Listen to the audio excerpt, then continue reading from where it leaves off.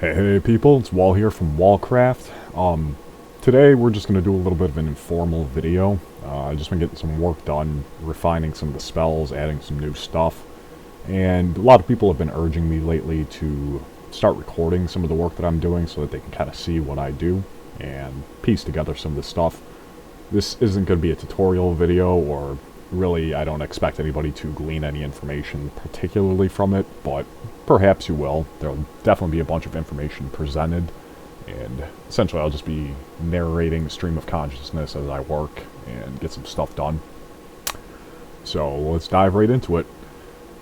Today what I've been working on primarily is just a few touch-ups and refinements for various spells. One of the biggest things that I wanted to get done this week would be Shaman mana regeneration. Now, I try and keep the two factions balanced, Alliance and Horde, between Paladin and Shaman. I try and keep them balanced in terms of the end result. However, of course, Shamans and Paladins being very inherently different classes with very opposite approaches in most regards, they obviously they take different steps to reach that point. So a big goal for here is to just make sure that we're accomplishing those similarities in different ways. A good example of this is Shamans having Wind Fury in vanilla, which creates a large gap in DPS output that's, potentially viable or feasible for the Horde faction compared to Alliance. Alliance in default vanilla doesn't really have a solution for Wind Fury's increased DPS, so Horde does tend to eclipse them on DPS. However, due to Paladins having Blessing of Salvation threat reduction, they're actually able to do more DPS, just because they have a higher threat cap on what the DPS can actually accomplish, in speed runs at least. Now, in like 100,000 health dummy target test, Shamans in default vanilla, or Horde at least, Horde warriors with a Wind Fury effect, will definitely eclipse Alliance because there's no threat issue. There's not a cap that they're going to be hitting in threat. It's just simply raw damage output values. But in a practical speedrunning environment, Alliance obviously does better, not only because threat, but also because Blessing of Kings, which kind of makes up for it. However, in Wallcraft, if you do know, the threat reduction mechanics are largely done away with in favor of individual class threat reduction mechanics, such as de-aggros and de-taunts, threat drops, various mechanics that each class inherently has baked in. Particularly the only class that doesn't have a threat drop or a threat reduction mechanic is Warrior, and that's simply the inherent role of the Warrior is to be, the tanky frontline type class, so they're not really apt to reduce their threat. It's not really stylistic of the class.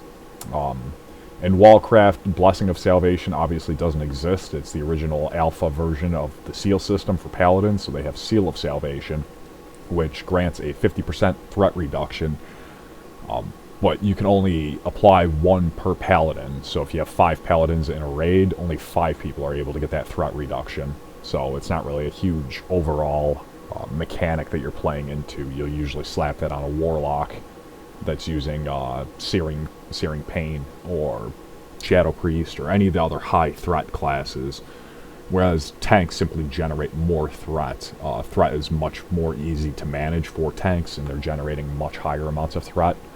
Now, threat, of course, is still a very big factor, so you want to watch your threat. You want to make sure that you're using your de-aggros, your de-taunts at the proper time, but it's much less of a burst of threat coming from the DPS that's eclipsing the tank's threat output, because tanks do a lot more baseline threat with their kits.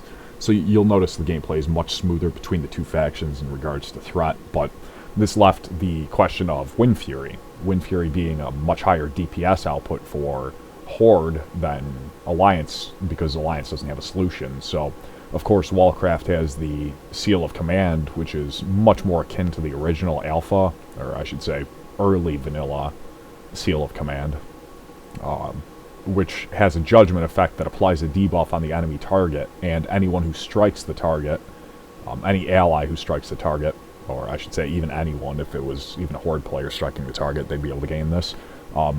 Anyone who strikes the target that's got the Judgment of Command debuff on them will gain Seal of Command. Seal of Command can only proc off of main hand attacks, much like Wind Fury.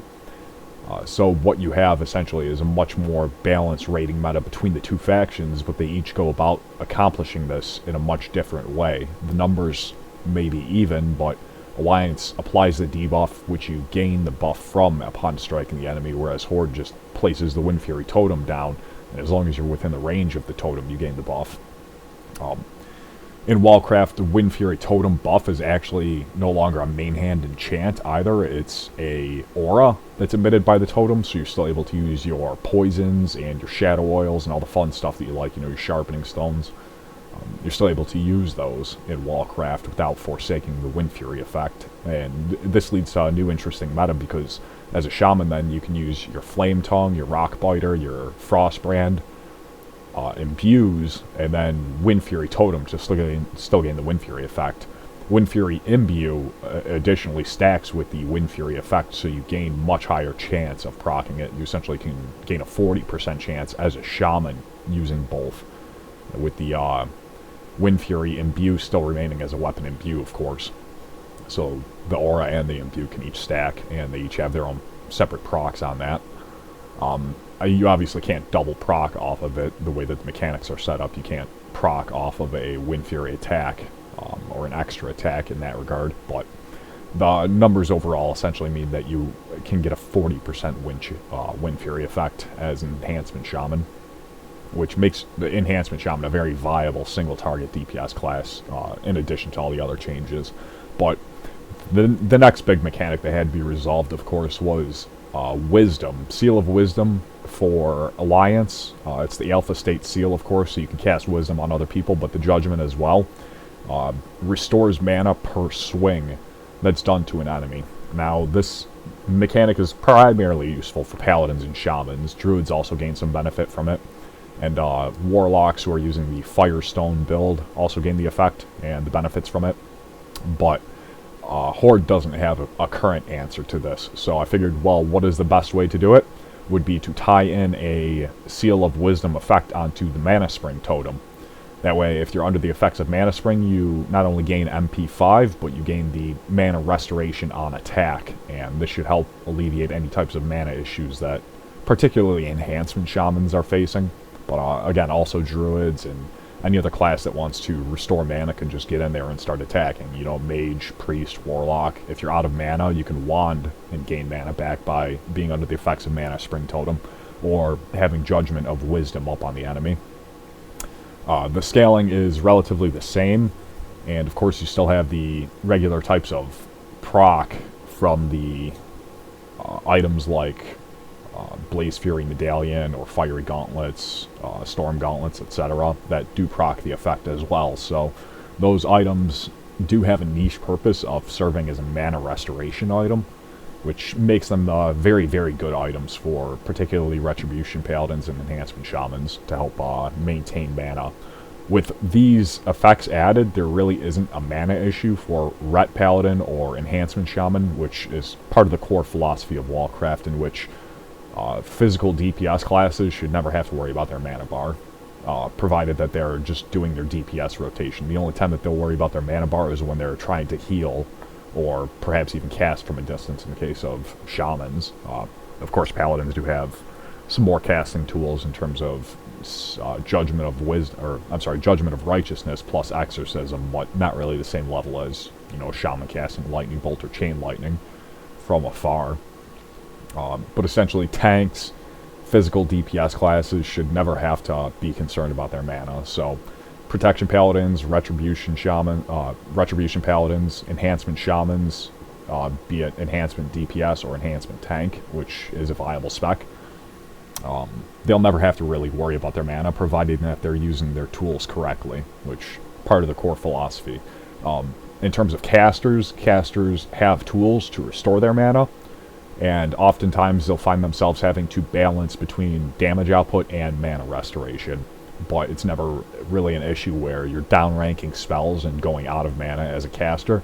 You just have to be conscious of your mana and control and restore mana through the various tools that you have within your kit. The only class, and the only spec I should say, that should be really worried about mana is healers, and that's because Wallcraft tuning is designed around healers' mana instead of how much damage can the tank, which is a core part of it, or how much DPS can the DPS put out in that time to clear the boss as quickly as possible. The healer's healing bonus and the healer's mana is much more of a factor. And this is done for a reason. It's because it's much, not only for me, it's much easier to tune the fights around healer's mana. It ensures that the players are more so focused and conscious of mana in the regard of how the fight is supposed to be going. The screen might have been a little fried there. Let me get that fixed for you. That should be better now. Essentially, the healer's mana is the primary resource of the raid in Wallcraft. So as a DPS, if you're standing in the fire, or if you're a tank and you're not using your shield blocks and shield walls, or Holy Shield, or Rockbiter and Imbue procs off the Storm Strike, or the toolkits of the Druid tank, to mitigate damage, you're going to be taking a lot more damage than potentially the healer can even restore. So that's something that you want to always be focusing on, is trying to take as little as damage as possible, or at least optimizing for the damage taken in terms of the damage output that you're doing. Sometimes you might have to stand in fire to burn down an ad before they explode and wipe the raid. That's one thing, but purposely standing in the fire because you don't want your DPS to be sacrificed by 5% while the healers just heal through it because they have unlimited mana, essentially. That's really poor gameplay, and it leads to a lot of different bad metas in default vanilla that have been addressed in Wallcraft. You'll definitely notice this in places like Molten Core and raids, but starting with ZG and Molten Core, you'll definitely notice that trying to simply eat the damage is going to run your healers out of mana very, very quickly, and then you're going to wipe because they can't keep the tank up. And of course, in addition to this, the health pool changes in Wallcraft facilitate much more higher damage values from the enemies. So your tank isn't going to be taking half of his health every single hit.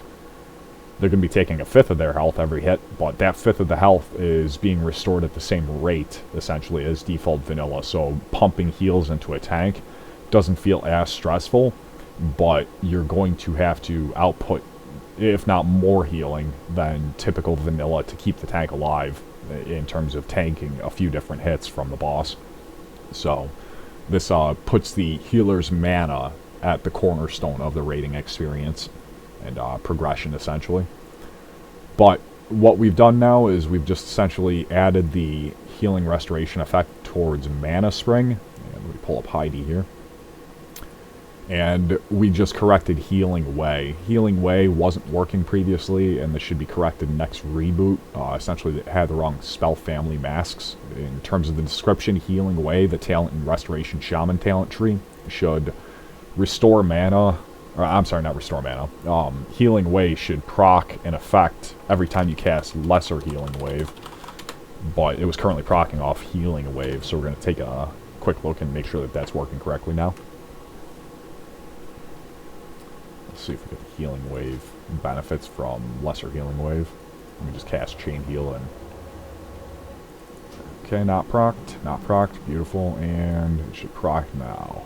Excellent. So Healing Way increases Healing Wave and Chain Heal's effect by 5%, stacking up to... Let's get 3 or 5 times. Oh, okay, 5 times. So every time you cast a Lesser Healing Wave, you'll increase the benefit done by Chain Heal and Greater Heal. Or, I'm sorry, Healing Wave. So that should be 5 stacks, and we'll see a heal of 2,500 baseline. Let's take a look. Should be about 2k. Oop, crit. Yeah, so about 2k. So you can see that that is correctly working now. So stacking up a few healing waves on your tank, and then you'll be able to pop off a lot higher heals with your healing wave, as the spell description is intended. Your lesser healing wave spells have a 100% with 3 points chance to increase the effect of subsequent healing wave and chain heal spells on the target by 5% for 15 seconds. This effect stacks up to 5 times. Excellent. So now that's working correctly. And we're going to go ahead and test out the Mana Spring effect. Max rank Mana Spring should Restore 135 mana each time they land a successful attack. Now, that mana restoration on attack is definitely affected by restorative totems. We're going to reset our talents, and we can see on the tooltip 90 baseline, and then with 5 out of 5 restorative totems, you'll see it go up to 135 per attack. And what we're going to actually do is take off the Blaze Fury Medallion so that we can get a controlled test here. Ooh, actually, I got to delete my WDB real quick. I'll do that after. This should be on cooldown. Yeah, okay, so it's on cooldown. It's just not visual. I have to delete WDB because the item is still cached in here. Let's summon a dummy. And excellent, and excellent. 90 mana every time we land a melee attack. So let's dump a few points into our enhancement tree, and we'll get Storm Strike. Let's go for a cookie cutter build here. We're actually going to go for the two-handed build. Straight Talon Cleaver. Current weapon that we have in our bag here. We'll go for the Unleashed Rage. As I said, Blessing of Kings is no longer a thing in Wallcraft. It's now replaced with a buff that is exact same as Unleashed Rage, essentially. Every time you crit, all allies within 20 yards gain a 10% attack power bonus. This is to help equalize the two groups, and as well, it's because of the different stat reworks, giving a 10% bonus to stats. It is an effect for a few classes, in fact. It's not currently live on the server, but the 10% stat increase will be given to druids in terms of a passive bonus between Alliance and Horde. Essentially, Night Elf druids will gain 10% bonus to all stats at night, and Tauren druids will gain 10% bonus to all stats during the daytime. I still have to implement the day and night cycle system within the core, which isn't hard to do. I just have to take a look at when the timings are for the night event and add some scripting for that. Let's throw this on here, and we're going to go ahead and just pull all our points down for our full DPS rotation. And we're actually not going to go with, well, yeah, we'll go with the Elemental Focus build. Elemental Focus is essentially trying to max out our DPS. Elemental Devastation is much higher crit chance. We're going to go with Call of Flame. We'll go with Elemental Focus and Reverberation. And we'll go with Call of Thunder as well. We're not going to take the additional range. We're going to go for the hit talents. So this is essentially your optimized Enhancement Shaman DPS spec for a two-hander. This is basically what you'll be talenting. Now, there's a lot of variations if you want to go with, you know, things for PvP or tanking. Obviously, tanking, you're going to want to tank the Earthen Armor, and somebody else, a different Enhancement Shaman DPS, can go with the Unleashed Rage. If you're doing a healing build, you can go even down into Resto. You'll get more mana back from the restorative totems. You'll gain, you know, the pushback talents and stuff, which, as I said, there's no more threat reduction for Alliance or Horde outside of Seal of Salvation for Alliance. I'll probably add some sort of individual buff that mirrors Seal of Salvation for Horde, but I want it, obviously, to be done better than Tranquil Air Totem, because Tranquil Air Totem is not good, really. You can't use it in the tank group, so you never really want to have it outside of range DPS in vanilla. Since there's no Blessing of Salvation in Wallcraft, you're not able to just buff the whole raid with it. You can only have X amount per Paladin, or 1 per Paladin, so X amount, depending on the number of Paladins that you have in the group.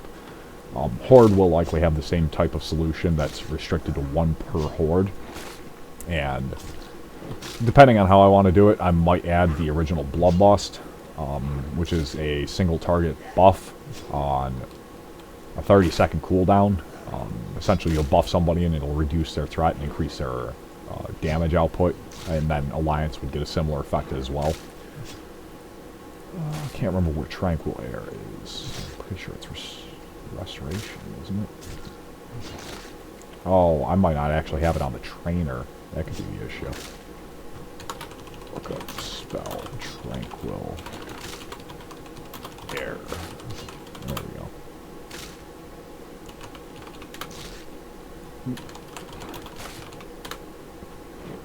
Tranquil Air Totem.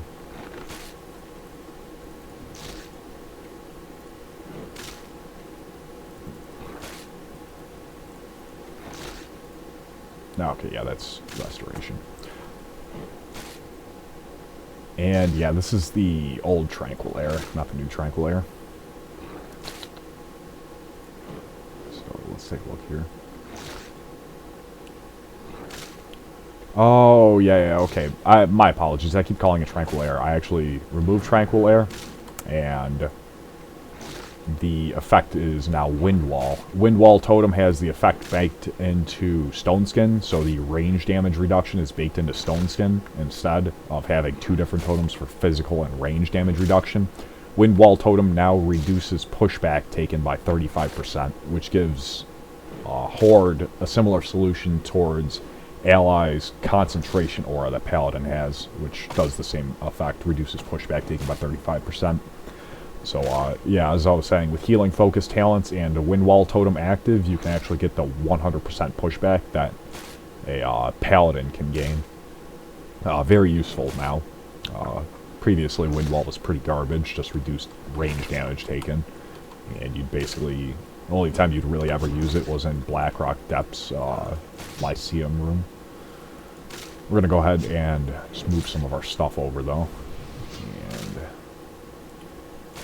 let's get Wind Fury weapon activated. Just drop Strength over the Wind Fury totem.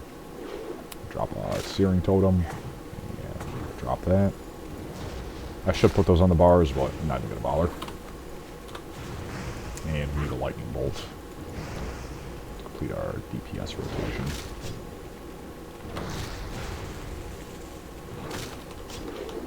Now let's take a look at the mana gain here. We'll see the floating combat text. 90 mana, 90 mana.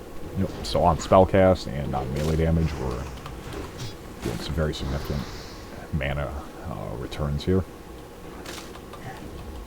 Wind Fury attack will give us 1 extra when that Wind Fury from the totem procs. And we gain 2 from the weapon imbue proc.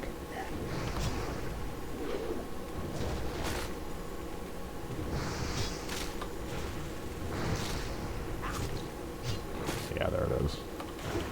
Was it, nope, that was actually Drake Talon Cleaver proc, giving us that mana gain. Make sure GM mode is off.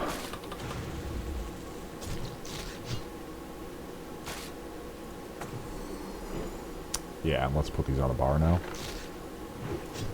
Slap them up wherever.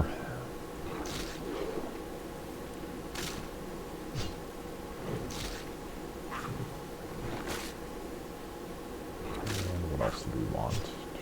Oh yeah. This ring. Actually, get rid of this guy. And we're wearing full tier 2. I'll put the necklace back on as well. So you can see Blaze Fury's effect every time we... Oop. GM off. GM on.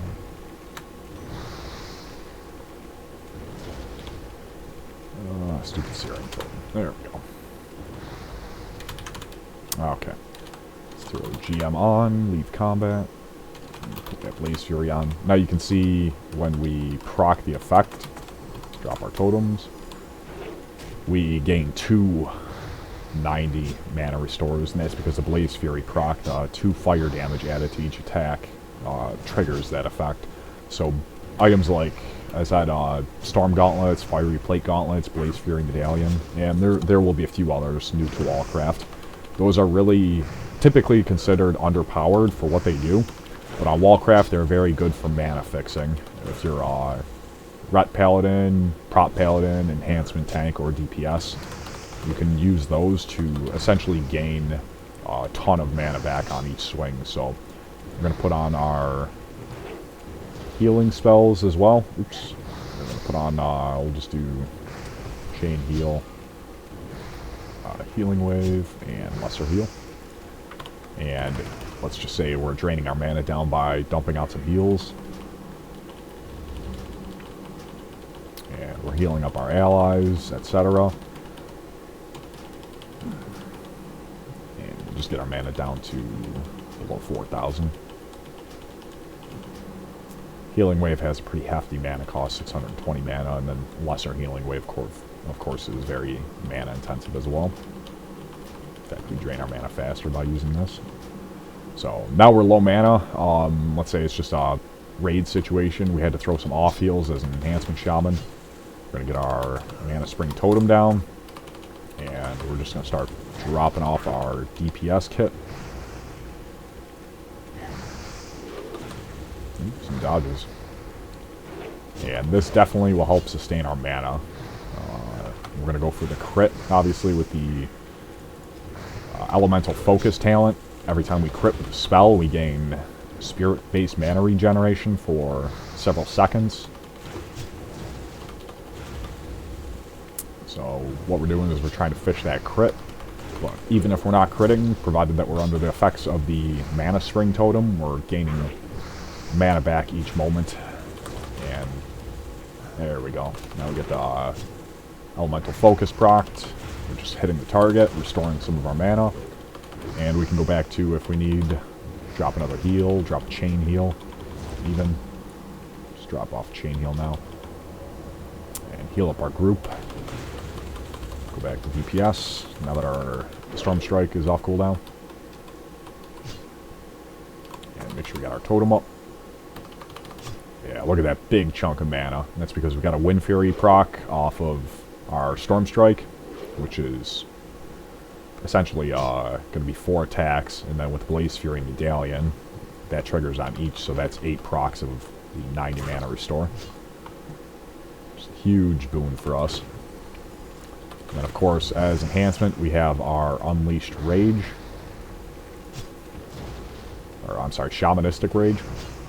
So, we're actually going to use a Berserking real quick.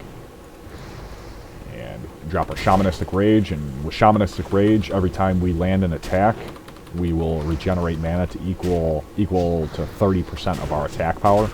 So you can see our mana just instantly spike back up. That's a very good talent for both DPS and tanks. It increases your damage done and reduces damage taken by 30%. And then every time we attack, we gain mana equal to 30% of our attack power, which you can see it's very significant there. Especially when we have the Wind Fury proc. Wind Fury gains attack power for about 1 second in order to supplement the extra attacks. So, cooldown clear. And we're going to use our Shamanistic Rage. And 247. And drop our totems, make sure that we got those up. And with the Wind Fury proc, it's 352 mana. So you can see our mana just instantly spike back up. It's a 2-minute cooldown, and it's meant to feed you your mana back in case you're ever out of mana. Let's just say we're sitting at low mana. Drain our mana the fastest way possible. Look up spell, lay on hands, cast 633. Clear our cooldowns. We're going to use Shamanistic Rage now that we're out of mana from Lay on Hands, and you can see our mana just spike right back up beautifully. That focus class, Elemental Focus. And, yep, beautiful. Nice amount of mana gain. We pop that. We've already gained half of our mana back while continuing full DPS rotation. And now that we've got all our procs, we're doing very nice for mana. So, Shaman's enhancement tanks and enhancement DPS. Again, tanks and DPS should never have to worry about mana, provided that they're just using the tools that they're given. They'll never really have to sacrifice DPS for mana, and that's because they are mana users that are dealing damage, are hybrids, meaning they have less DPS overall than a class like a warrior or a rogue, but they have the utility of a healer or range DPS or whatnot. So they have a nice arsenal. If they need to off-heal, they can off-heal, which, the way that Wallcraft is designed, you gain scaling, depending on whether or not you're using healing gear. You'll gain additional spell power, so if I wanted to, I could go for the Healing Grace. In fact, I'll check that right now. Healing Grace for Shamans helps convert your healing bonus into spell power, and that makes your DPS gear very efficient when using a healing set. Go for the Tier 1 Shaman set right now. Get that out of here. Oop. I gotta learn the proficiency real quick. So wearing our healing gear, we're still able to effectively use caster DPS or supplement our damage as a meleeer. Get these talents back.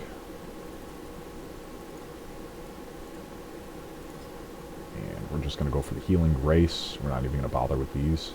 We'll probably have a few spare points, but use the cast time of healing wave. That's a good one. And I like going for the reincarnation totem.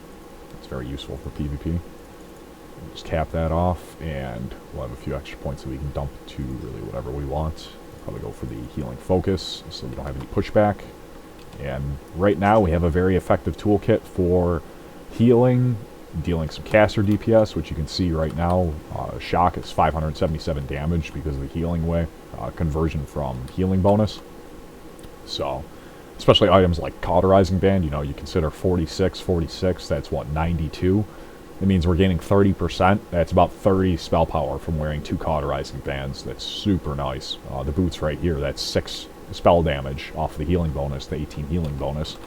And that spell damage is huge for Enhancement Shamans and Ret Paladins. They derive just about as much damage, if not a little bit more, from spell power than they do from attack power. Now, obviously, Wallcraft has different AP scaling for each class based on what class they are. So Shamans gain the most attack power per point from Spirit. They also gain very high attack power from their Intellect and their Agility. So, as a Shaman, you really want to shoot for those 3 stats. And you really can't go wrong with them. That's for certain. Shamans gain Spirit, Intellect, and Agility in those orders. So from Spirit, you gain, what is it, every point of Spirit, you gain 0.75 attack power. From every point of Intellect, you gain 0.5 attack power, and from Agility, you gain 0.25.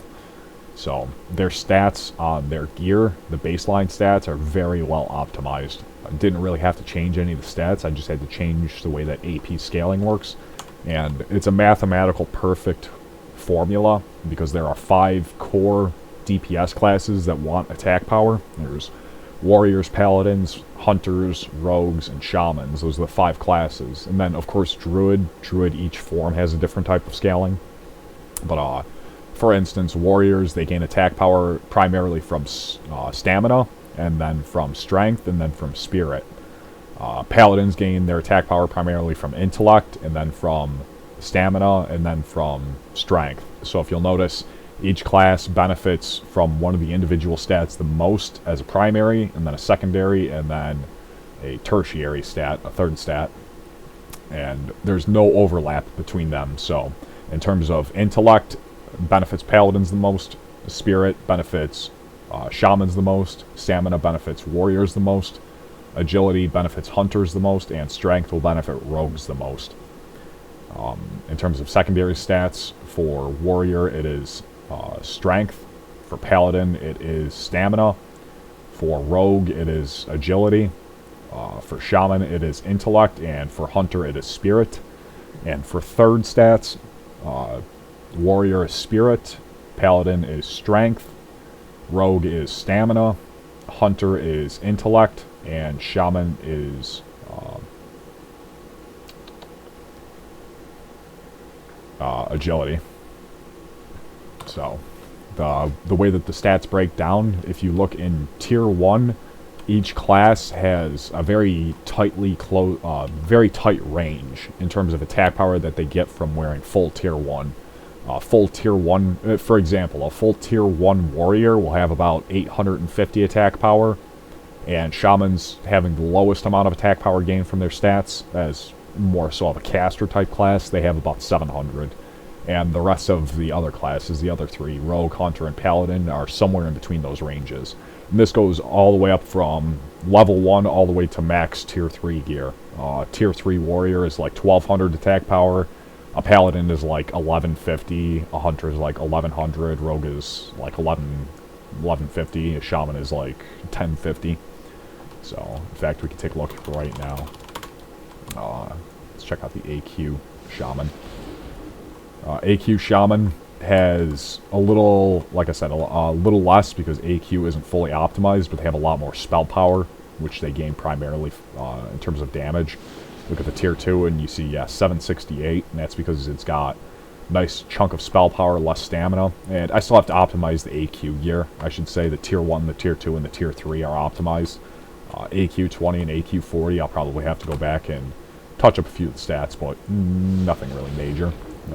For example, for Shamans, I'll probably add a little bit more Spirit on most of the pieces, or even a little bit more Intellect, or Agility. But the spread is phenomenal. From AQ gear, primarily, you gain a lot of Agility for crit, and some of the Strength for blocking. Block value, you gain double amount from traditional vanilla from the Strength stat. Stamina, you gain essentially twice as much HP from it per point. Intellect, you gain 1.5 times as much mana from the Intellect stat, so you'll see that the health pools and the mana pools are increased, and block value itself is increased. And this is because the game is much more tuned up. So you're not going to be walking into Molten Core as a fully geared Pre-Abyss tank, having just 1,000 health higher than, you know, a Hunter. Which I found very problematic in terms of tuning for vanilla. It wasn't really optimized. Between the classes, you have like 5,000 health as a Pre-Abyss tank, and a Pre-Abyss Hunter will have like 4,200 health, which is, you know, it's kind of disturbing in terms of raw numbers. And yeah, we can look at numerical percentages, but that's still really bad, frankly, for a tank to only have 10 to 15% higher health than a DPS class that is not intended to tank. Always felt bad because that means that just the mitigation alone wasn't really necessary. You just wanted a high enough base mitigation, and it was more in terms of threat. But if you've ever played vanilla, you know what I'm talking about. Outside of the bosses that do crushing blows, a hunter or a rogue can almost effectively tank just as well, discounting armor bonus, which was one of the delimiting factors for tanking as a shaman, was you just didn't have raw armor bonus. But of course with earthen armor, you have the stamina equivalent and the armor equivalent of a plate wearer. So with earthen armor, you gain a lot more stamina and armor. With a shield in full Pre-Abyss, you'll have like, we can actually take a look real quick. I'm just gonna slap 5 more talent points in. So we'll go with the Pre-Abyss Enhancement loadout. So as a shaman, you can see, actually I'm using a lot of leather here. We'll go with the Elemental Tier 1 loadout and slap on a shield. So yeah, as a Pre-Abyss shaman, wearing your dungeon set, your dungeon 1 set, or the male equivalent for tanking or more tankier type pieces, you have 7,500 armor, whereas a paladin has about 8,000, and you have almost an equivalent health pool. It's very, very nice, very, very optimized for a shaman tanking class. And a shaman tank and enhancement tank plays a lot more like a fury prot warrior from traditional vanilla. You have your anticipation talents, which means, unlike some other servers in the past, particularly I would say just V+, at least one that I played pretty extensively years ago. One of my biggest grievances was, instead of making optimized kits or talents or really any good designs, they just decided we're going to slap, you know, 200 defense bonus on male gear, and that way only shamans will ever want this garbage. It's very niche. Only a tank shaman will ever wear it, and the piece is essentially dead. Nobody wants it, nobody's going to use it. It's never Pre-Abyss for anyone aside from maybe a shaman tank. And obviously shamans thematically don't wear plate gear, and it's really, it's cheesy and bad design to give them, you know, the ability to access plate through a talent, because that just throws off a lot of the game design and creates complications with people learning the talent and then unlearning the talent, still wearing the plate gear. But Wallcraft solves this by the earthen armor talent, which simply increases the armor value that you gain from male items if you have 5 out of 5. Very deep in the tree, so you need to commit a lot to the enhancement tree to gain it. And primarily the benefit comes from the shield and not the armor itself. If you'll notice, wearing just the Spirit of Aquamanist, I only have 3,300 armor, and that's because most of your armor lies on the shield that you're wearing. It's actually a Red Dragon Scale Protector, too. It's not even the previous shield from Uber's. But it's about equivalent armor. It's probably got 500 more, no big discrepancy. So you have about 7,000 in Priebus, which is excellent, an excellent value. As long as you're above the 55 or so range, you're doing totally fine. But back to the mana testing here. We're going to take a look at the one-handed enhancement tank. We're actually just going to go to a nice place to test it. I know we're a little bit over leveled. I'm just going to move 5 levels and just have 5 extra talent points. No big deal there.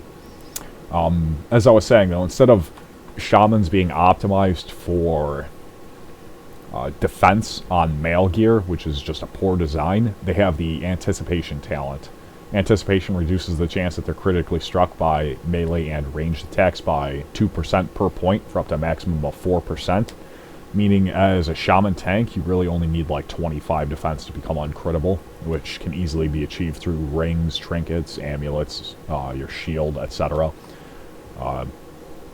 Actually, it might be 40. I can't remember the exact numbers. I think it's 40 defense, but you're talking peanuts in terms of needing to stack defense. You get 15 off of your previous shield, and then force of will, like the shield, force of will, and 2 defense rings are all you need to become uncrittable as a shaman tank, which plays into their kit really perfectly. Let's throw Storm Strike back up here, and you know what, we'll reset the talents, just redo the talents real quick to make sure that we're getting a good controlled test here, because you definitely want the Guardian Totem talent. Guardian Totems reduces all physical damage taken while under the effects of Stone Skin Totem. And this works with the same mechanic that Consecration works for with Paladins, where you don't need to actually be under the effect of your own Stone Skin, just any Stone Skin. So if somebody in your raid drops a Stone Skin, it affects you there. Now, remember, Wallcraft auras are true auras, meaning it's not just people in your party or your raid, it's all nearby friendly allies. So all allies within 30 yards gain the bonus. And if somebody, even outside of your group, has a Stone Skin Totem down, as long as they're on the same faction and they're classified as friendly to you, you'll gain the benefit of Guardian Totems, the 10% damage reduction. And that's a huge boon for everybody who's trying to play a support class and not having to worry too much about group combinations in terms of buffs. On Wallcraft, group comps are much more important of having somebody who can tank, somebody who can heal, and 3 people who can deal damage. So ideally in a raid on Wallcraft, you're going to have at least 1 of each spec, and you'll have like 5 duplicate, or I should say it's 24 in total. Alliance and Horde have 24 different specs that they can bring to the table, and you'll want 1 of each because they all offer, you know, a unique benefit, and then you have an additional 16 empty slots.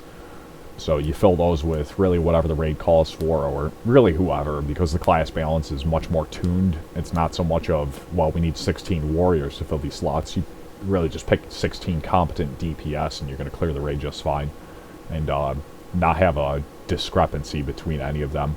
You could have 4 extra mages, 4 extra warlocks, 4 extra paladins, and that's a good raid. You know, as long as you have 1 of each spec to gain those unique buffs that they bring, that's really what you're looking for. In terms of like Enhancement Shaman, you have the Unleashed Rage. Restoration Shaman, they have Mana Tide, which will be reworked into something a little bit different, or perhaps a little bit better. Elemental, they gain the Earthquake, which is phenomenal for bursting down a pack of enemies very quickly. And you know, this video isn't going to be focusing solely on shamans. It's probably going to be a long video as I work today, just to kind of showcase some designs, give a little bit of a deep dive. But yeah, let's take a look here. Let me finish dumping my points into things, and we'll get cracking some skulls real quick. I might even just go to BRD. And we're wearing not much healing bonus, just kind of raw dungeon set gear, so we don't really have to worry too much about the healing grace. Yeah, not really worried about that. We do have the shield. We don't have a skull flame, and I'm going to pull up a skull flame just to make sure we're getting a good controlled test.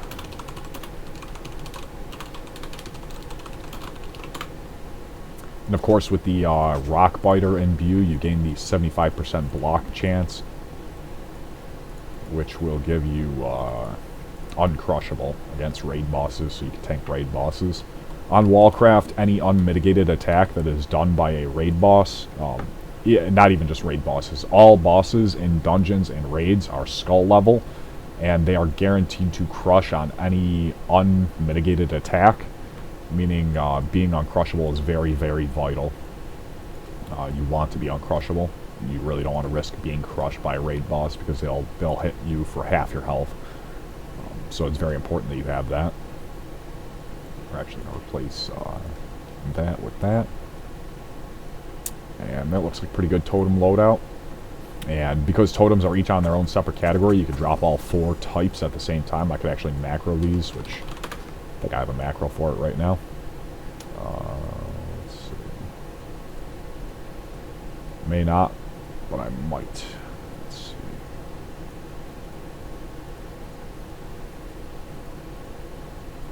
Yeah, I don't have a macro currently set up, but that's fine. Don't really need one. Finished dumping our points. We're going to go for the damage. Want the damage reduction, elemental devastation for extra crit.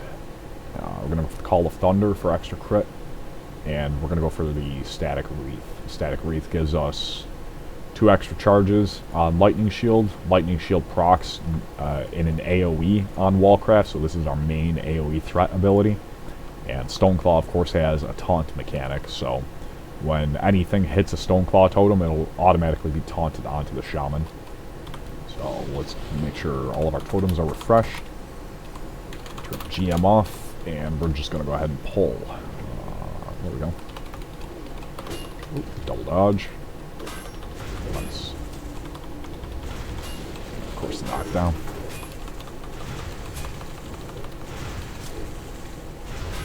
As you can see, we have a nice amount of mitigation. Beautiful mana restore. Get our Shamanistic Rage set up here. Switch that. And one thing we'll do is we're just going to throw up our GM macro for health restoration, just to cheat. Pretend we have a healer, but we don't.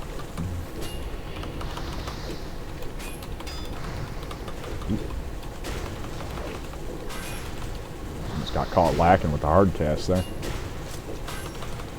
Yeah, as you can see, our health, though, it's not dipping instantly because we're pretty tanky here as an Enhancement Shaman.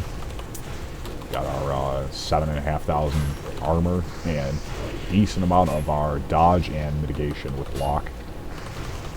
Only 5% dodge. And with our effect, we have block cap, so we're uncrushable at the time. We'll go fight a boss. We'll actually just go to Rattlegore. Skip some of the trash. Go to Rattlegore. See how much damage we're taking from him.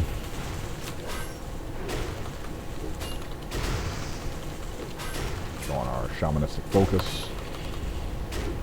And big goal, of course, is to get crit bonus for spell and melee as an Enhancement Shaman. That includes both tank and DPS, of course. But the crits primarily help us out because we get the mana restoration from Elemental Focus, which isn't wholly necessary, but it's definitely nice to just always be full mana from critting. And Maelstrom Weapon, of course, every time we melee attack, we gain an instant lightning bolt that we can cast, and if that crits, then we get the mana restore. But critting, of course, gives us more crit with the other type, so you get a melee crit, you get Maelstrom Weapon, you get your 6% extra crit from Elemental Devastation for spells, and then if you crit with the Lightning Bolt, you gain the mana back with the Elemental Focus, and you gain more melee crit off the melee component from Elemental Devastation. So you kind of cycle between the two with melee and spell damage. So as an Enhancement Shaman, you definitely want to stack both types of crit. They're both very useful for you. Go GM on, and I'm going to go for Rattlegore. I'm just going to kill off the ads around him.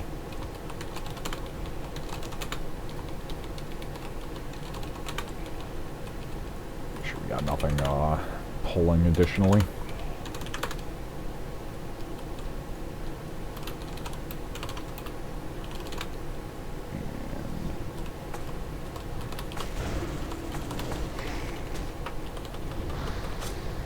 Block up. Lightning shield.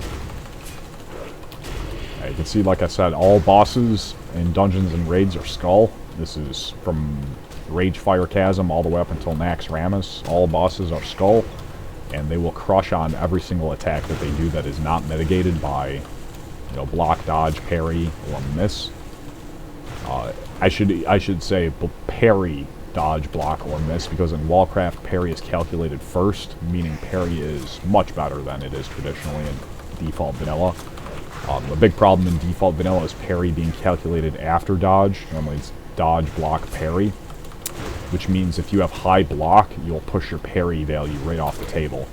Now, parry is considered kind of minor. It's the best mitigation stat because not only is it as good as dodge, it totally evades the attack, but it also resets your swing timer. But there's no natural way to build it off stats. You have to have raw parry bonus.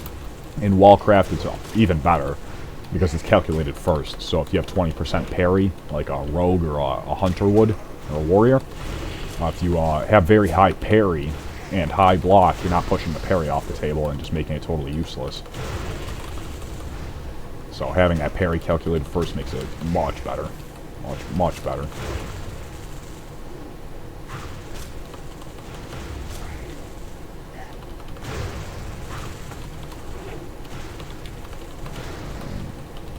You can see we're taking, I got the Shamanistic Rage up right now, reducing the damage. We're taking pretty decent amounts of damage, but nothing that a healer couldn't heal through, because we're A, a well-geared tank, and B, we're using our abilities correctly. We have our Stone Skin buff, and we're using our Rock Biter imbue, which causes a proc every time we cast Storm Strike. In case you're not aware, the Storm Strike has been reworked to essentially have a proc effect every time you use it, depending on which imbue you have.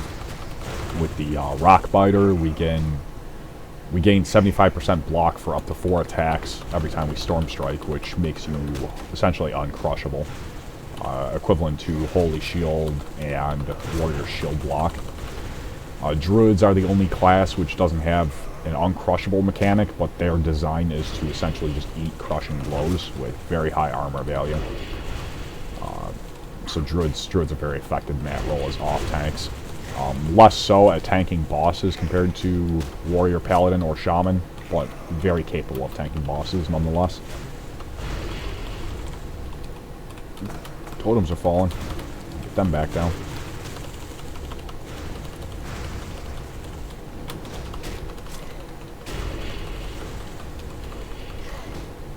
And we're going to use our Stoneclaw. You can see the Stoneclaw taunt.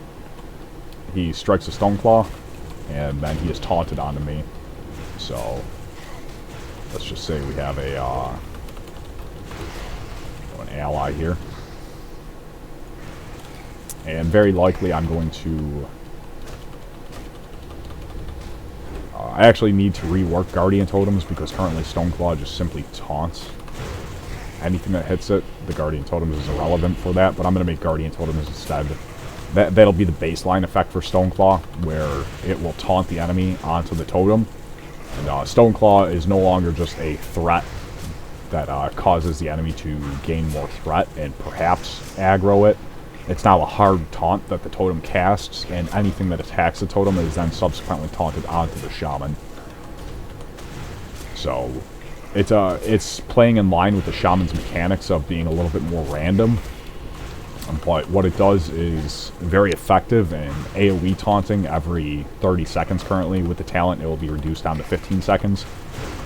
So you drop the Stoneclaw, and you're never really going to know exactly what you're going to taunt. If it's a single target that you're taunting, then obviously it's going to be taunted by that, because it's going to hit the Stoneclaw, and then if it's like a raid boss, it'll just kill it in one hit. If there's, let's say you're tanking 3 raid adds, and they're very strong, use a Stoneclaw totem to taunt them. 2 of them hit the thing, and it dies after 2 hits before the 3rd one can hit it. Well, then the 3rd one doesn't get the taunt.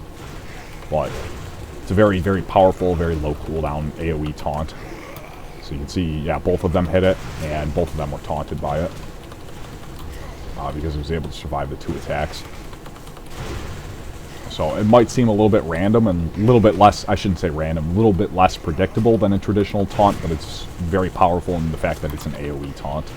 If there's, you know, if we're in Molten Core, let's say we're tanking a pack of imps. I can drop the Stoneclaw and I can taunt 10 of them every 15 seconds onto me.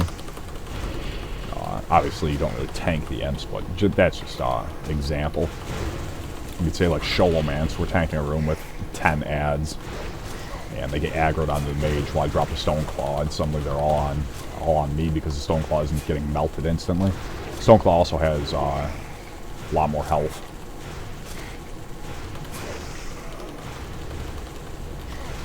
Likely I'm going to, like I said, reduce the cooldown. Guardian Totems will have a cooldown reduction instead for Stoneclaw, and Stoneclaw will just have the base taunt effect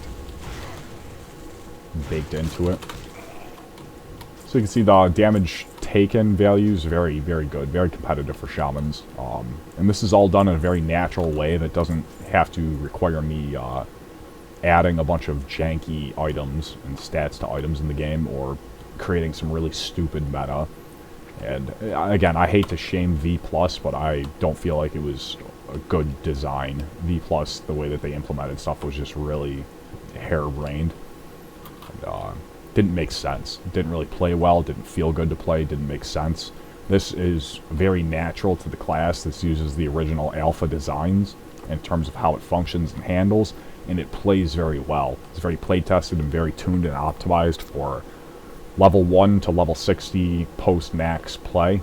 You'll never feel like you're falling behind or hitting some ridiculous power spike just because X, Y, or Z. The items are never going to be a joke. You're never going to get a piece of mail item that has defense and stamina and intellect and spell power, like you'll see in V+ particularly. And again, I'm not ragging on V+, but it's just really the only comparable experience. I haven't played Turtle in a while, so I couldn't really speak to how their design is, but I live under a rock, essentially. And a lot of people say, oh, did you take this design from Dark and Darker or X, Y, or Z games? No. I developed World of Warcraft, I played vanilla WoW, that's pretty much all I know, and that's where I go from. The designs, if anything, if they do come from somewhere, it's either going to be the Brady Games official strategy guide, Alpha WoW, as well Dota and Diablo. And that's because I consider Dota, Diablo, and Warcraft to all be within the same universe. They're all essentially the same franchise of characters and abilities and ideas within the same universe, just within different games. And that's all the Warcraft RTS games, not just speaking of World of Warcraft. In terms of later expansions, I've never played anything past Wrath of the Lich King, so any designs that were later introduced in the Legion or Kata or WoD or MoP or anything like that, I couldn't really tell you because I've never played them. You know, most content I've ever seen is from YouTube arena channels, but to be fair, I can never really tell what's going on with that. It's just flashing lights and bright colors. The later on you get into the expansions. Anyway, so that's a little bit of a showcase, but again, I came here to get some work done, so we're just going to go back into Heidi, and now that we know the healing way and the mana spring effects are working correctly, another thing that I wanted to address, let's take a look here.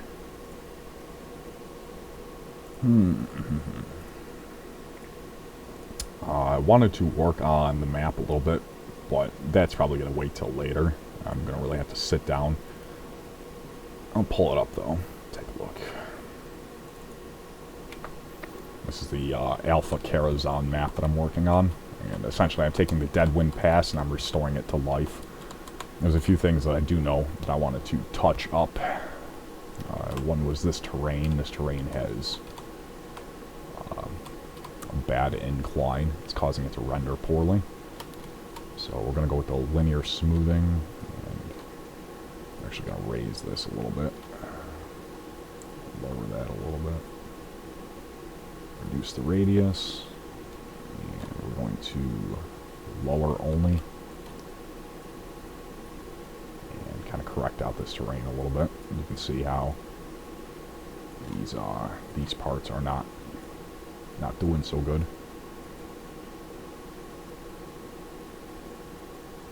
It's got a bad slope on it, and it creates like these little ridges. You can see like these little ridges between the vertices.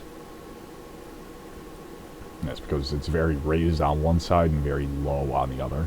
So it creates that kind of jutting effect that you'll see often on like development maps that weren't finished. We want to get rid of that. More texture raising, and that corrects the slope a little bit. And now we're just gonna raise the point to make it impassable. Players can't really jump up there. A little bit more correction.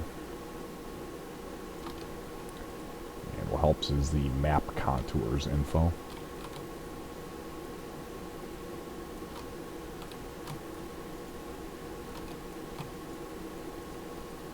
Yeah, see, we got much better contouring now. And it's okay for some things to be spiky, but that should primarily be for like mountaintops and stuff like that, not just plains that the player is actually going to be standing on. You can kind of see like a good contour map here, compared to what would be like a bad contour map right here. But this isn't, I wouldn't even call it bad, I would just call it rugged. This was bad because it was sticking up in a point where it was having trouble actually rendering initially until you got close. Give her some contours there.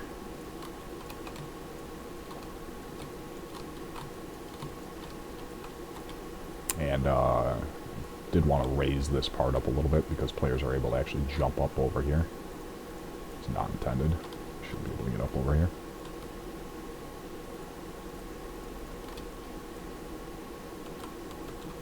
Make that impossible to get up.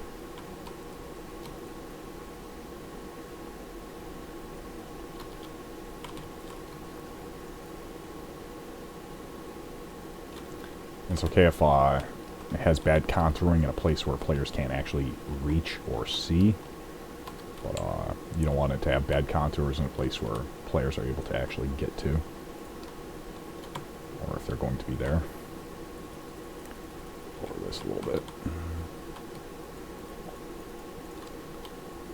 Yeah, kind of make this, you know, impassable for players. Can't actually get up through here. I want players to be able to come over here, and they're going to fight bosses around here, but they shouldn't be able to climb up that. A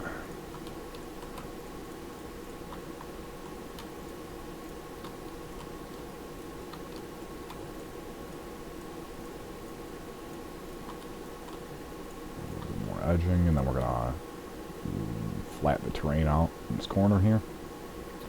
And this little area is going to be a boss encounter area. Players come in through over here through the back door of Karazhan. There's going to be a boss waiting for them over here. I might add like a little scenic graveyard, and this is where Nilis Aran is going to be buried, Medivh's father. And I don't know if I want to have them fight the Shade of Aran, because that's going to be featured in the actual TBC version of Kara that is included in Wallcraft. Originally, it was designed and intended for vanilla, but they just couldn't finish it before vanilla ended, so it was shoehorned in at the beginning of TBC, which is why there's so much content in the beginning of TBC. But yeah, chances are I'll add like a little scenic graveyard over in this point, maybe over here. It'll be like a little family graveyard where Nilis is buried. And perhaps like some grave digger type mob. Again, everything is based on the original lore, so I want to include characters that are thematically present within this time, but not particularly a recreation of the TBC Kara, because I already have that. You know, I already have a recreation of TBC Kara. So this takes place, this raid, and not even really particularly a raid. It's going to be more so an open world instance. But still debating how I exactly want to handle it. It's going to be more so a big place housing world bosses that, you know, it's a separate map, but it's not an instance. It's like own continent. And I want to tune the bosses for massive amounts of players, because this place is actually huge. Some of the boss encounters are going to be 60, 80, and 100 man. Perhaps even 120 for the final fight with Medivh. The only thing that's confirmed really is Medivh is going to be the last boss, and the timeline is either going to be set in the encounter between Agwyn and Medivh, where Agwyn storms the tower and tries to defeat Medivh, but is defeated herself. She isn't killed, but Medivh is injured and she is banished. Or it will be at the slaying of Medivh. Very more likely I'm leaning towards that because I do want to have Anduin Lothar as a character within the event. That would feature, of course, Anduin, Khadgar, and Garona storming the tower to slay Medivh. So, those three characters would probably be present if I don't do the Agwin encounter. Still debating on how I exactly want to handle it, but that'll be figured out. We're going to try and get the terrain painter. Quick palette.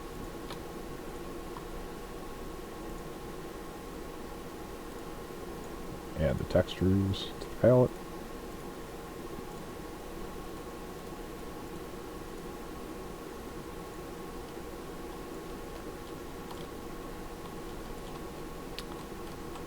And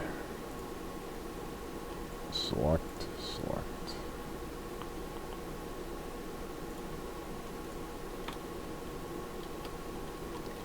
We're going to cut off some of this path here.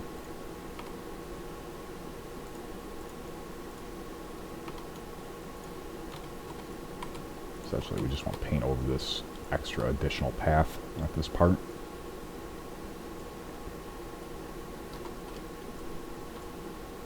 Let's need gray streaking.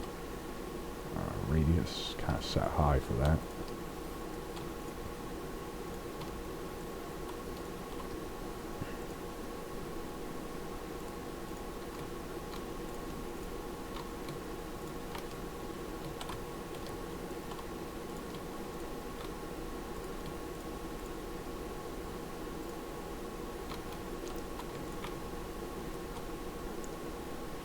And we want that to have a little bit of a dirt covered.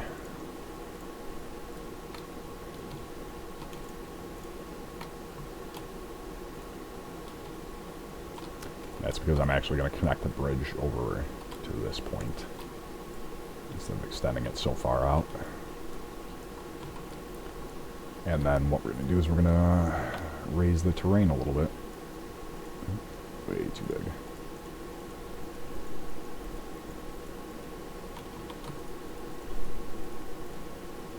And remember to follow those contour lines.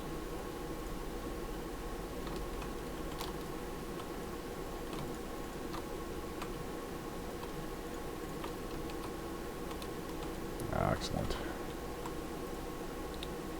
And quick palette.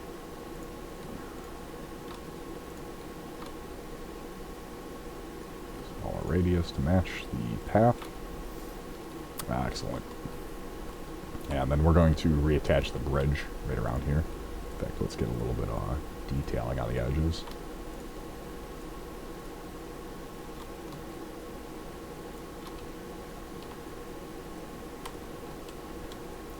And we gotta get the wooden bridge. We're not gonna use the stone decal that's typically here. We're gonna use the wooden one. Let's see. And it is unfortunate I cleared all the objects from the map. I probably should have left the objects for the area over here. But I'm just going to re-add all of them anyway, so it's not a huge deal. Where is the line? Yeah, there's a little bit of delineation. But frankly, I think I could... because I didn't really touch up this part too much. In fact, I don't think I did anything over here.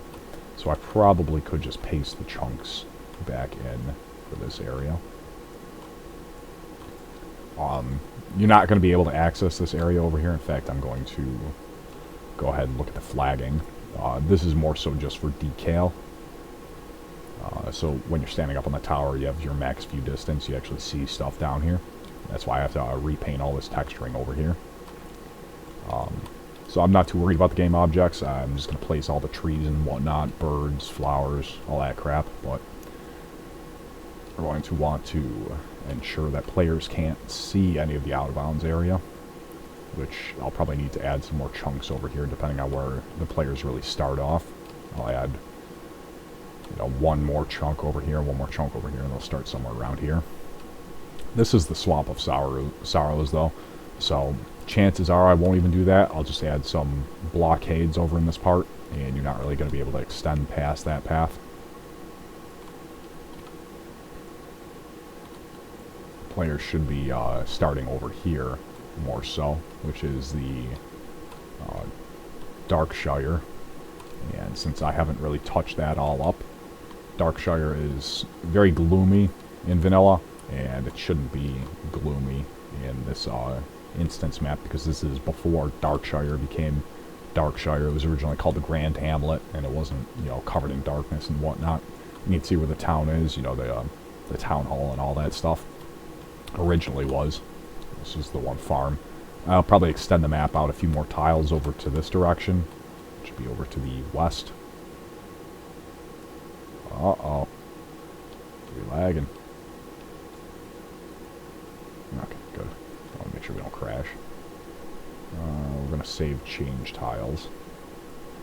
Just to be safe. Remember, always save. Always save a lot when you're using Nugget. Because you definitely will have crashes, you will have issues. You want to make sure that you're saving everything. Let's get rid of these contour lines and the lines. And we want to go ahead and touch up some of the textures over here. The texturing work on this part, which was Zul'Grub actually, is over here. Looked phenomenal. We want to blend it a little bit together though. In terms of the mountain ranges, the mountains over here should be a lot more green, a lot more lively. And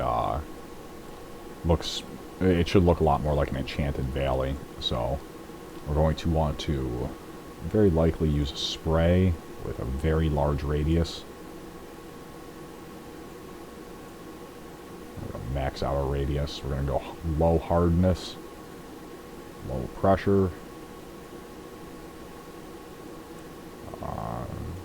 low pressure. And we're going to get our palette.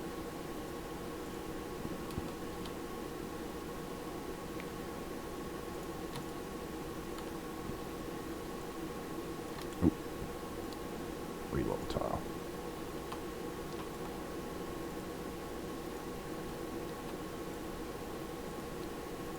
And here are lines. Reload tile and reload tile.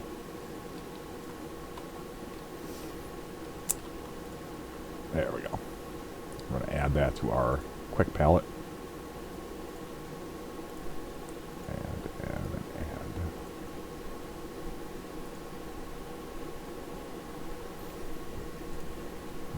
There's that lag. We don't want to be facing.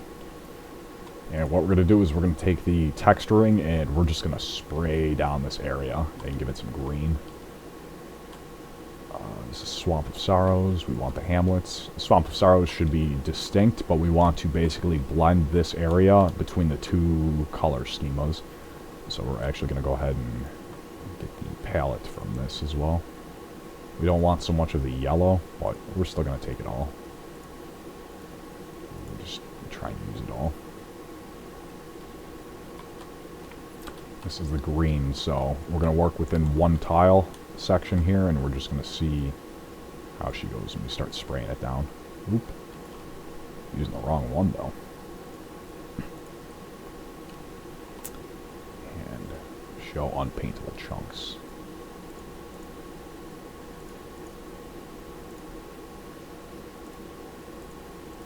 Okay, so we can't really do too much of the green grass on that, but that's good. That means that we can get some spray texture between them. And have it work a little bit better in our favor. Can we...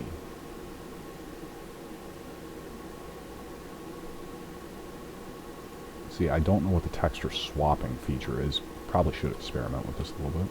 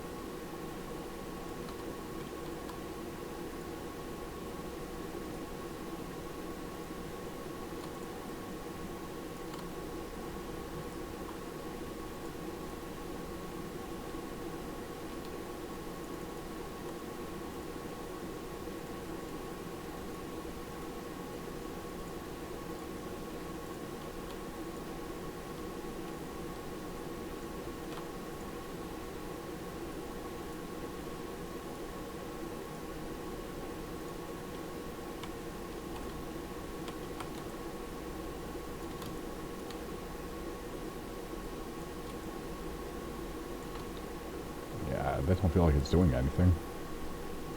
I'm not really familiar with the swap palette.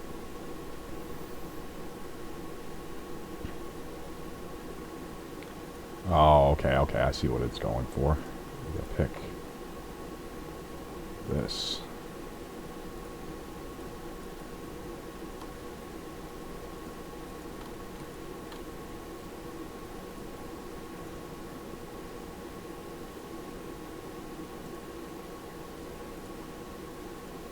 There we go. Beautiful. Oh, that saves me so much labor. So we just swap that. And we're going to go with the darker green on this. So that's really all we want to do. And we're going to go with the same thing over here as well. With darker green instead of the gray.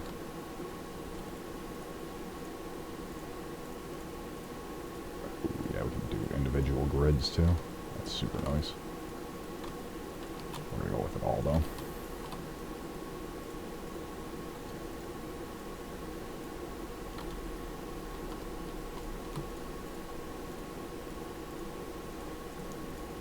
This should look a lot more living than it previously does.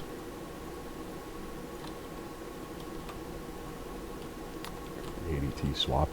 Let's do that cookie cutter. Yeah, look at that. Oh, that's looking so good.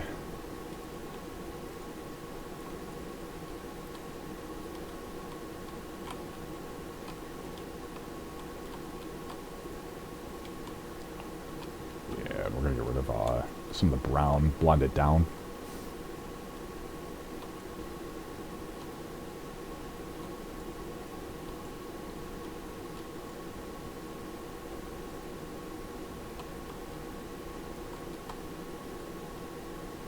So anything that's got that rocky, dead, barren look gets swapped automatically with this texture palette.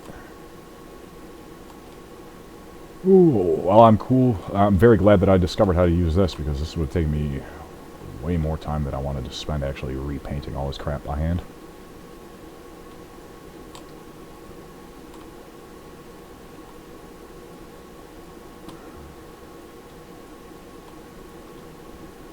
And for this lighter brown, we're going to go with the lighter green. Yeah, there we go.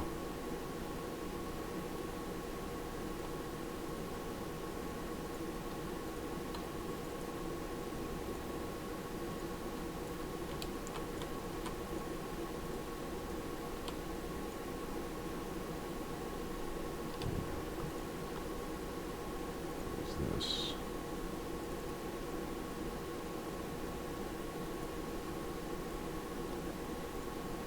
I'm going to save, change tiles, texture to swap with the lighter green. Nope.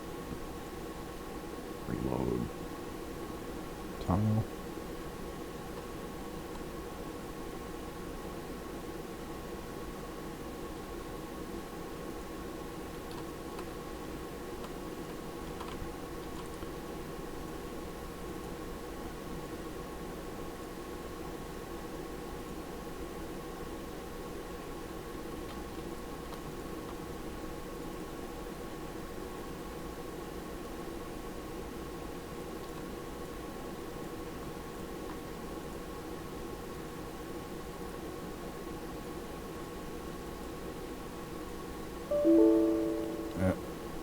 And there's the crash.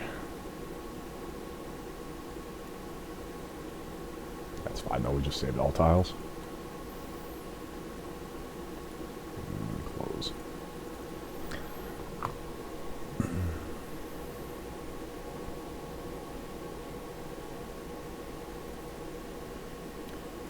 Yeah, I should have been live streaming this, but I just wanted to do a video, make it a little less of a headache for me. As I'm working. Lines. I still gotta get a hang of the function here for this. Okay. Texture swap.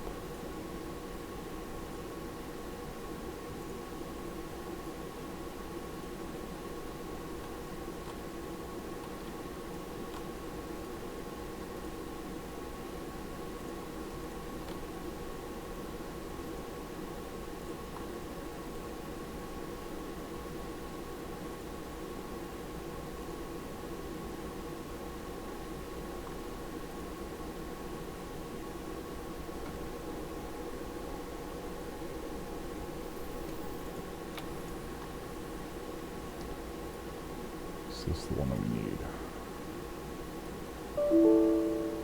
Oop. And we crashed again. Probably clicking stuff too fast, or generally fucking up, but that's the magic of Nugget. Sometimes you just have to bash your head against it till it works.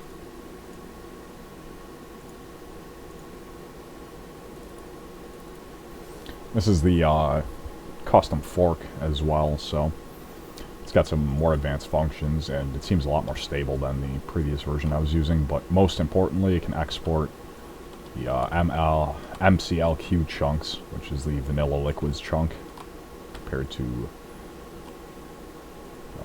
normal Nugget, which exports it with Wrath of the Lich King liquid types, which don't work in vanilla. Fucks up all your stuff. Now we gotta figure out which ones we're trying to use. Nope. Other way around. Okay, so we need the grass texture on the top.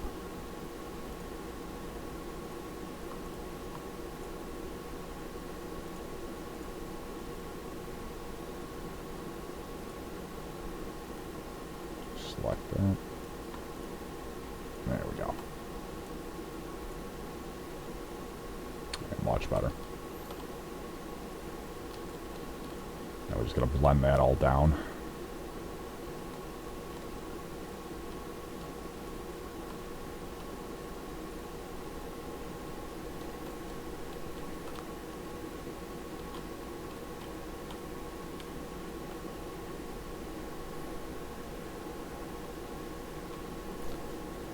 The question is, though, do we want to use the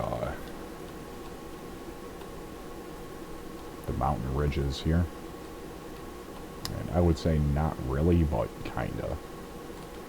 Either way, what we're going to do is we're going to increase the height maps of these, so not a huge deal on that, because what we're going to do is make some mountains out of molehills here.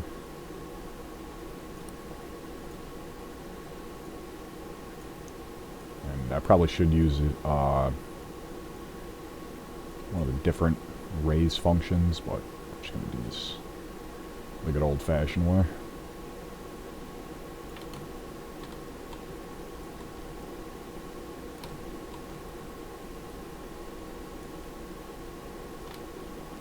Go for a little bit higher speed on it, though.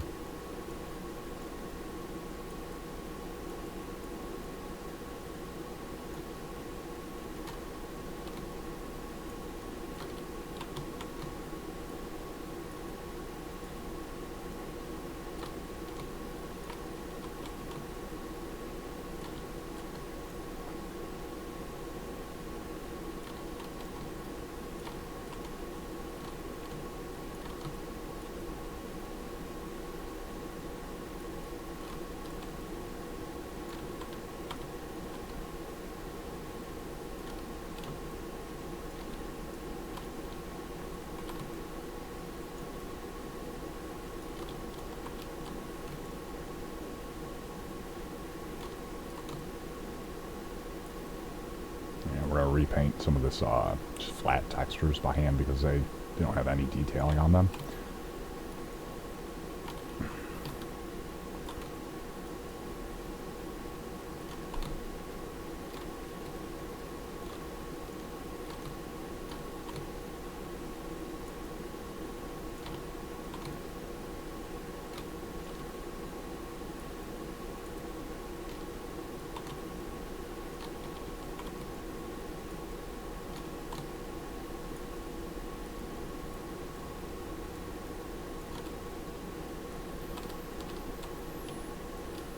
Now, it doesn't have to be super detailed because this isn't an area that players are going to be accessing.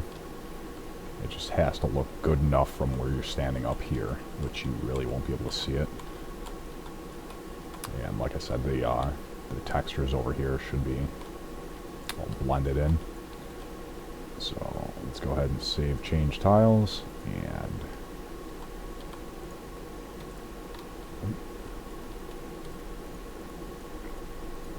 manual painting on that.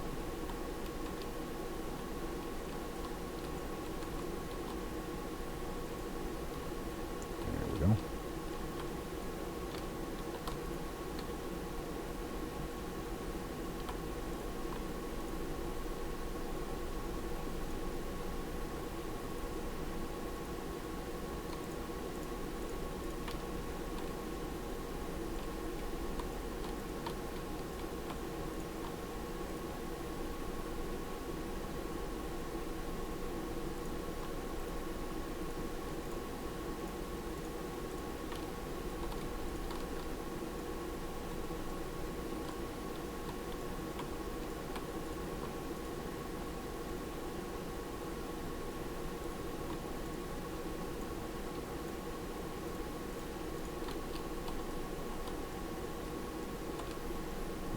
be touched up after. Give it a nice mountainous look.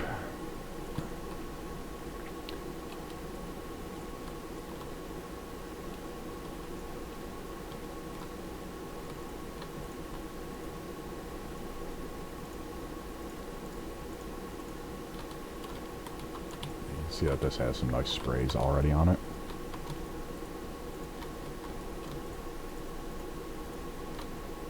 Just get that up there.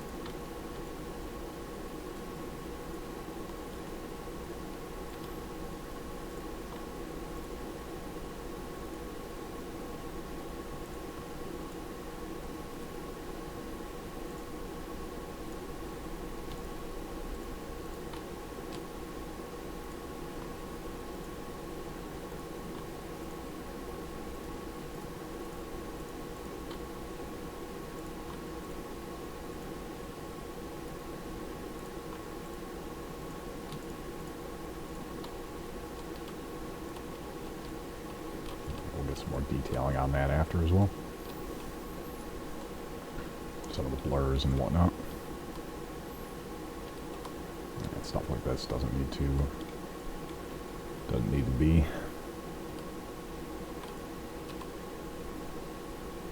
Go for the rays.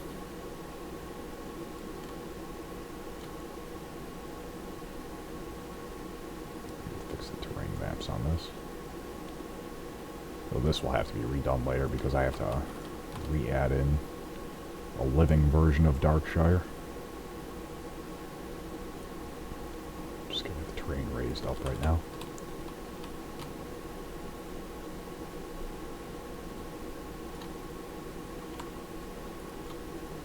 Flat. It's all flattened out.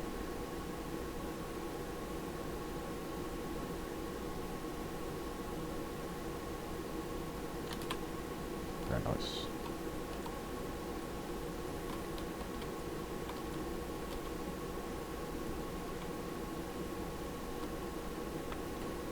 Now the question is, do we want to stick with the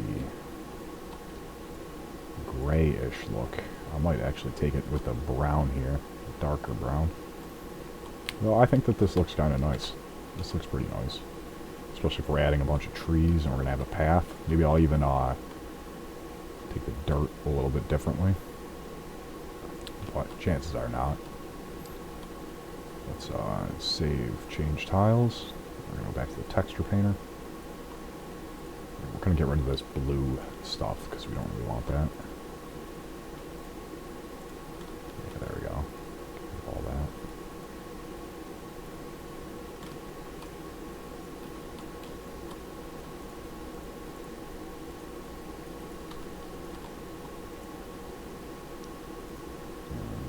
We're going to save change tiles. We're going to try and swap ABT, make sure it's fine.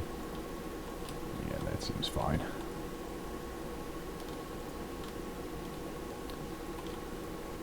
So now we've got a much better coloration for this whole area. And we're going to have to touch up all the detailing here for the ground. But that'll come after.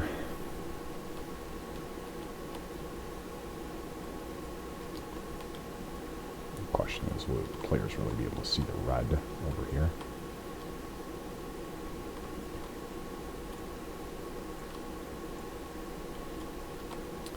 Yeah, we're going to work on getting rid of this red. There's the crash.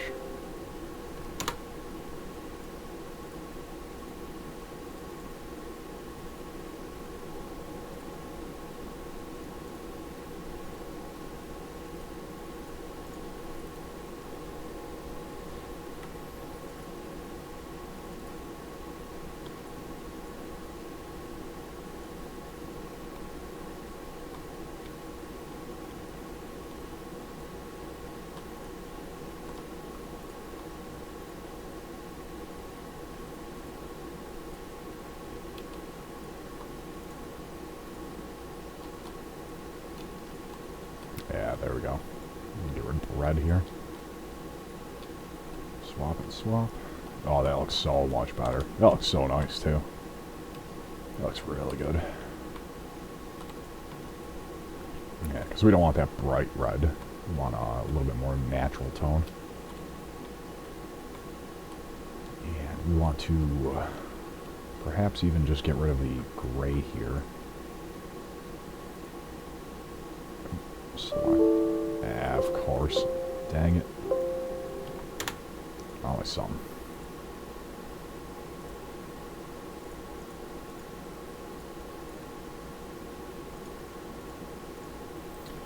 Yeah, doing the texture swap definitely gonna lead to some issues, but you can always just reboot and go from there. Let's get this down again though, and we'll save it. Oops. No tile. Texture swap. Select. Grab that. And then swap 82. Swap 82. Beautiful. Now let's save change tiles. And we're going to select. Ah, of course.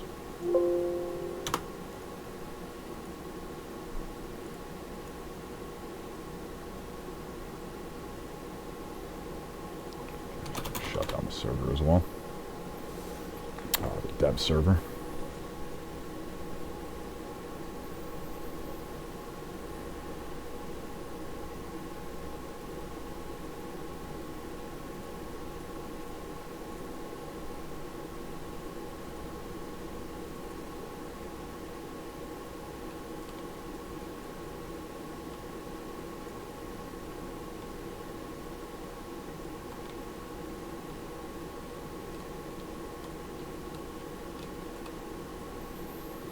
And, in fact, we're actually just going to leave this. I could grab the more orangish hue, and perhaps even use that, but this needs a lot more blending. So you can see where the tiles are right here.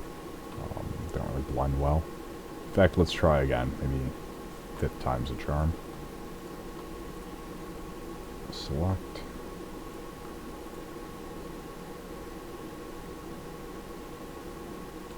What color do we really want to go with?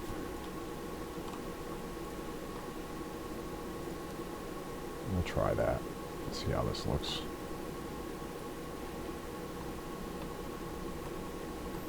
That looks good, but it's very bright in contrast with the zone next to it. We want it to all blend together, really. Reload this tile. Really, all we need to do is just do more texture painting, more than anything. So I think we're going to have to actually just start painting a little bit. I'm going to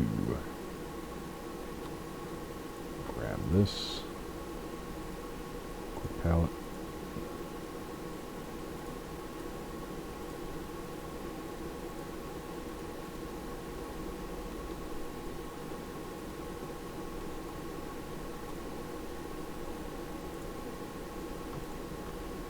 Primarily we want that though.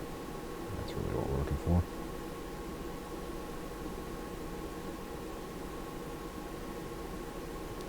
We're just going to see how this looks.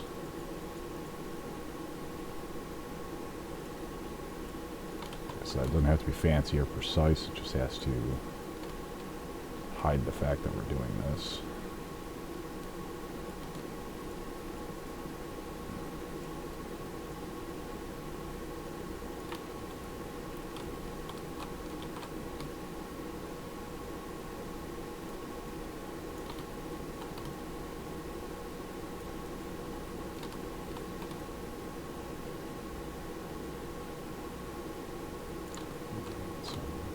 Paint sprayed.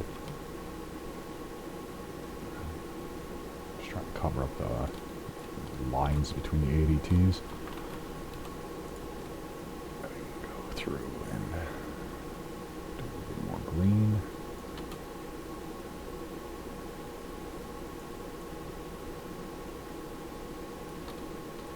You can see where this is just kind of thrown down by Blizzard. original chunks here. Get some blending in the corner. And then we're gonna save change tiles, and we're going to... Oop, no, wrong one. That's fine. Let me get some raising done up here. Because again, you're not going to see this portion as a player, so it doesn't have to look great, it just has to look passable.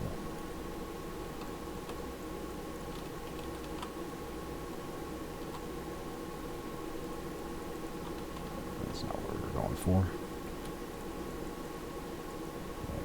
There we go.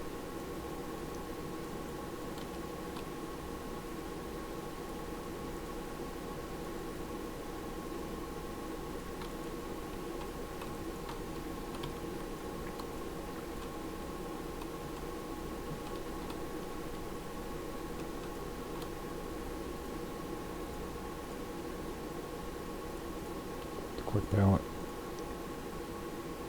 Grab this.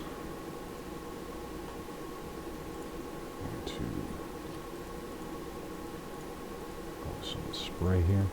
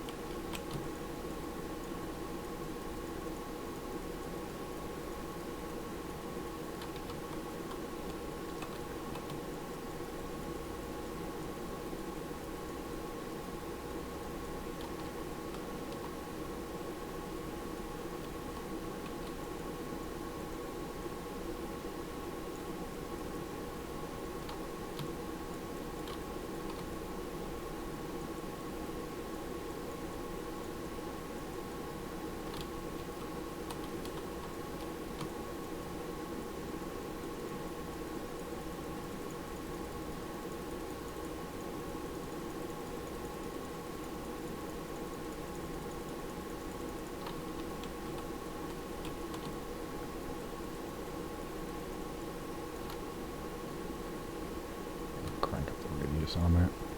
I don't like using the spray with too much radius though, because you see it's lagging. Try to do all that. Oop. Get that spray down in here.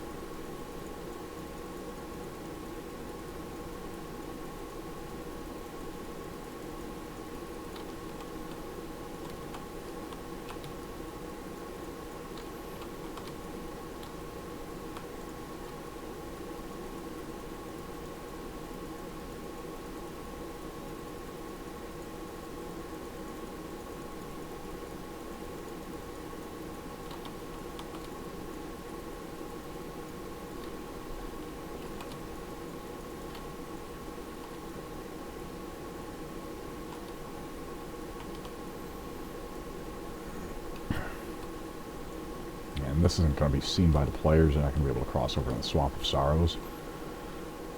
So I'm not all too worried about that. More so just worried about this little area that they can see from the balcony.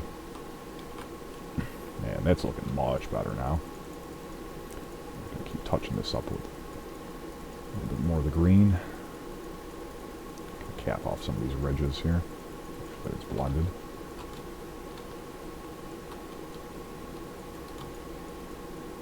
So it's a nice visually distinct blend. I'm going to cover up some of the more fluorescent type green here. Just on the edge though, to delineate the zone.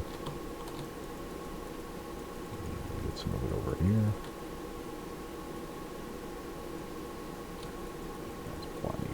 That's fine if that's unpaintable, because we're all blending it with what the default color is. I'll get some more of this.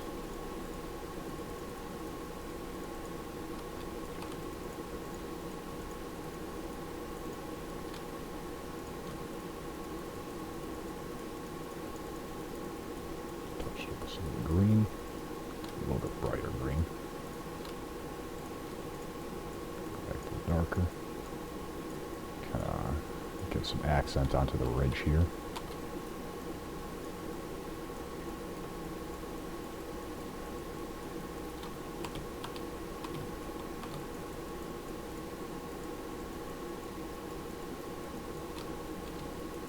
You just want to make sure that the zones don't look like they jut into each other randomly. Make sure that it's got a nice line on it. Stuff like the angling of the mountains isn't that big of a deal. It's all about player perspective, really. You want to make sure that the players aren't seeing it from an angle that looks bad to them, which they won't. Like, the highest perspective that they'll gain really is like right here. So you want to make sure that this all blends together very well. You can see like this line on the ridge. This needs to be covered up a little bit more.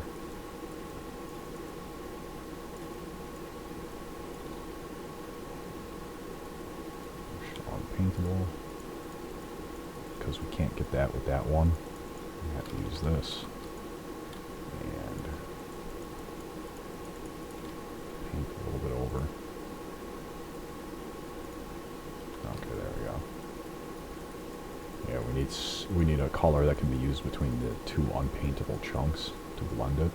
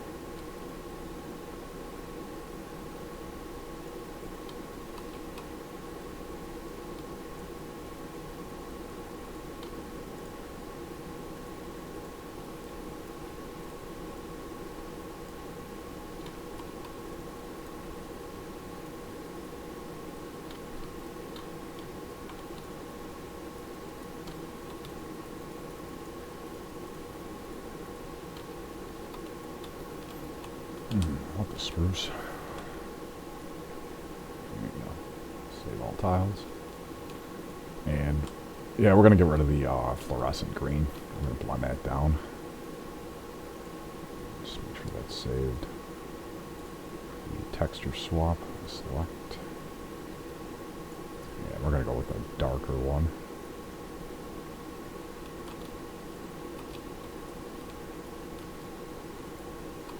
Much more natural looking. Go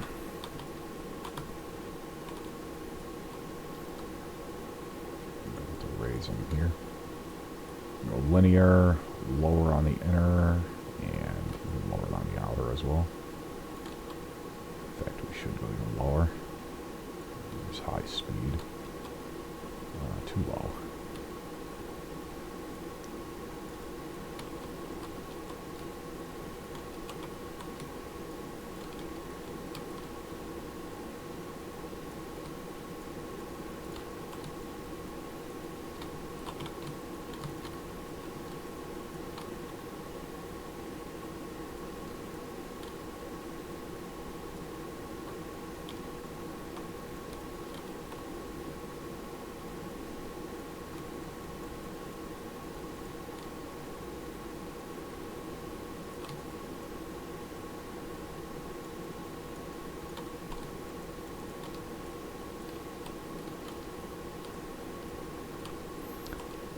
Mountain range a little bit more of a jagged look than the other parts. And we want to quick palette. We want to get the spray down in here if we can.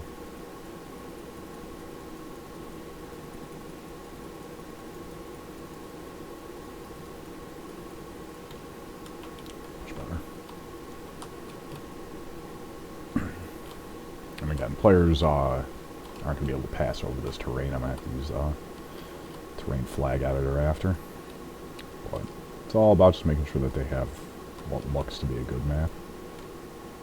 Show unpaintable. Okay, so we can't even use that there. What can we go with? Okay, that's all a lot of unpaintable. Let's get some of the rockier texture.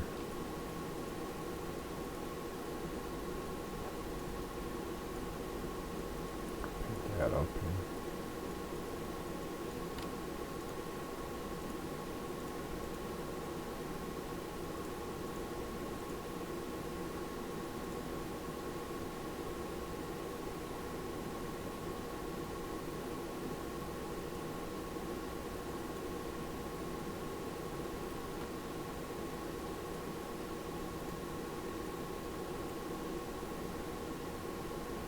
This is the quick palette. Save all tiles.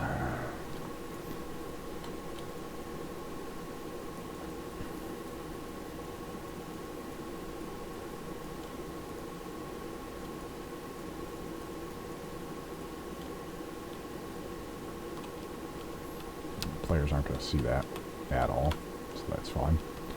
That doesn't have to be blended perfectly, but it should be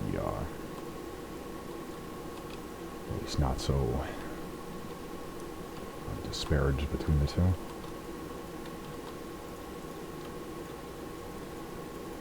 little more of the rocky detail. And we might want to grab a little bit of a darker brown on this. But see, the problem is a lot of unpaintable, so.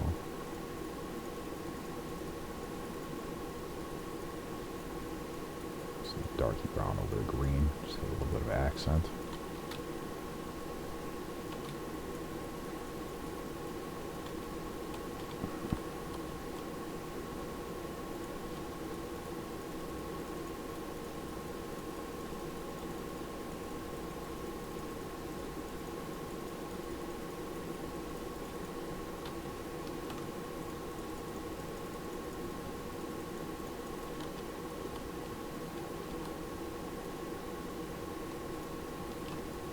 That's fine, because again, players aren't going to be over here.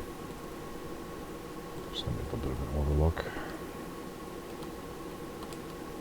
Player perspective, this looks pretty nice.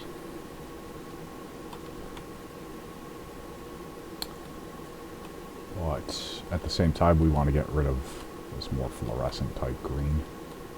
Go something a little bit more natural. Let's like this. And there it is. Damn it. Yeah, I knew I should have saved too before I hit that. Anyway, you can see progress is coming along very nicely. I'm probably going to cut the recording now while I go make dinner and then get back to painting a little bit and try and get this texture finished up, and then sometime this week I'll be working on the objects. The tournament this week for this month of April is going to be on the last Saturday, so coming up on the 29th. It'll be at 2 p.m. Eastern Time, and we're going to be exploring Alpha Karazhan, and I'm going to set up a boss. I'm not really sure what boss. It's just going to be a demo boss, and it's probably not going to be super challenging because I need to tune it down. Chances are they're not going to be, 60 people showing up to kill this thing, so it's just going to be a fun little exploration event, and we're all going to group up and have some new mechanics that we're going to have to overcome. So be sure to stop by, come check out the tournament this month. We'll even do some duels inside of Karazhan, so some fun PvP there. And, hope to see you all there. Again, 29th, it'll be this Saturday at 2 p.m. Eastern Time. And then the following day, of course, is V Mango's Classrooms. That'll go on for about 2.5 hours. That'll take place at the same time, 2 o'clock p.m. Eastern Time.